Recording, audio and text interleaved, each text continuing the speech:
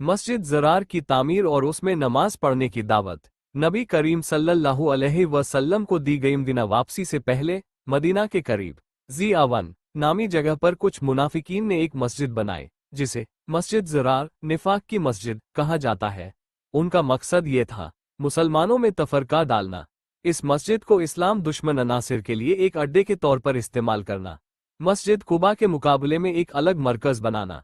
जब रसूल अल्लाह सल्लल्लाहु अलैहि वसल्लम तबूक से वापस होकर इस जगह पहुंचे तो उन मुनाफिकीन ने आपको इस नई मस्जिद में नमाज पढ़ने की दावत दी।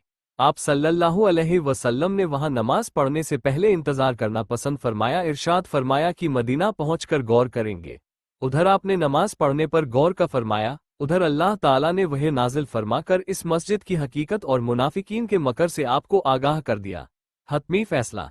कुरान पाक की सूरह अत-तौबा आयात 107 ता 110 में इस मस्जिद की मजम्मत की गई। रसूल अल्लाह सल्लल्लाहु अलैहि वसल्लम ने हजरत मालिक बिन अद-दक्षम और हजरत मयन बिन अदी रज़ियल्लाहु अन्हुमा को हुक्म दिया कि जाकर इस मस्जिद को गिरा दें और जला दें। चुनाचे वो दोनों सहाबी गए और इस मस्जिद ज़रार को आग लगा दी, उसे मुंदिम कर दिया और वो जगह कूड़ा करकट फेंकने की जगह बना दी।